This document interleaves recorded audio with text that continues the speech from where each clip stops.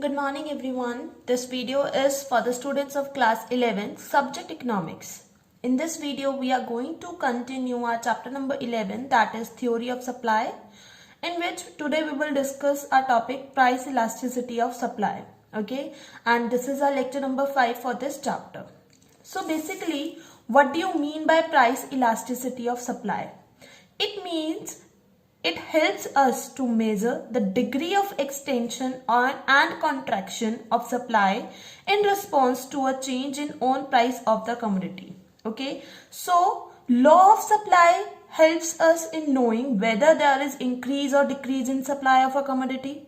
And if we want to measure by how much supply is increasing or by how much it is decreasing, we need to calculate price elasticity. Okay, so basically price elasticity of supply helps in measuring the degree of extension or contraction, the degree of increase or decrease in supply in response to change in on price of the commodity. Okay, so the method for calculating price elasticity of supply is this percentage method, in which the formula is as this. Elasticity of supply is percentage change in quantity supplied divided by percentage change in price. Okay, so how will you calculate percentage change in quantity supplied? It will be calculated as delta Q, that is change in quantity supplied divided by initial quantity supplied. Okay, and how will you calculate change in Q? You will calculate it by new quantity supplied minus old quantity supplied. Okay, into 100. This will give you percentage change in quantity supplied. And how will you calculate percentage change in price? It will be calculated by delta P divided by P. Okay, delta P will be calculated as new price minus initial price. Okay, and divided by initial price into 100. So when you will solve this, you will get this formula of elasticity of supply, that is delta Q by delta P, means change in quantity supply divided by change in price into initial price divided by initial quantity supplied. Okay, so this is the percentage method to calculate price elasticity of supply. Now, on the basis of the formula, see this one example.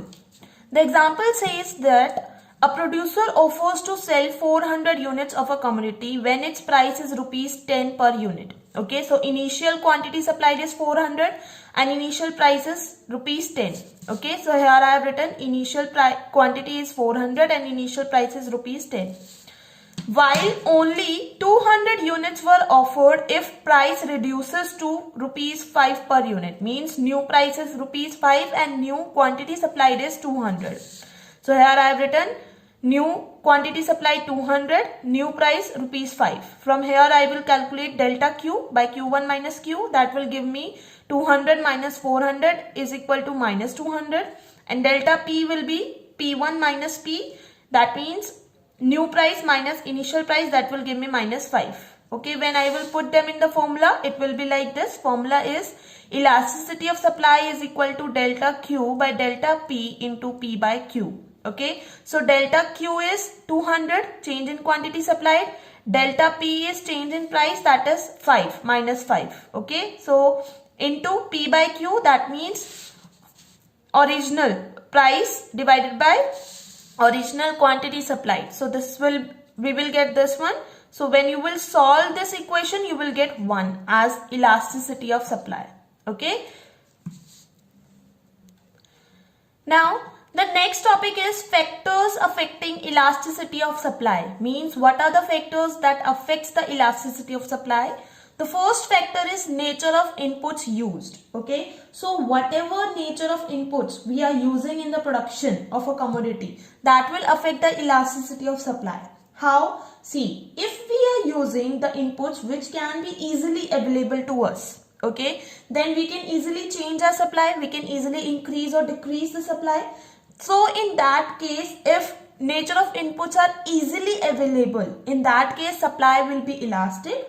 And if the inputs are not easily available, then supply will be inelastic. Okay. Next one is natural constraint. Natural constraints means natural factors that affects the supply, elasticity of supply. Okay. Suppose we are involved in production of a product like teak wood. Okay, now if you want to increase the production of teak wood, then it would take years, because plantation takes years, it takes time. We cannot immediately increase the supply of such goods. Okay, so therefore, if the natural constants, natural factors are there, are affecting the supply of any commodity, then in that case the supply will be less elastic, otherwise it will be more elastic. Okay, next one is risk taking. Okay, see how risk taking affects the elasticity of supply, because it depends on the producer whether he wants to take the risk in his business or he does not want to take the risk. Okay, now if the producers are willing to take risk at higher output, that means supply will be elastic. Okay, if he is willing to take risk, then the elasticity of supply will be elastic, and if he is not willing to take risk at higher output, then it will be inelastic. Okay, next one is nature of commodity.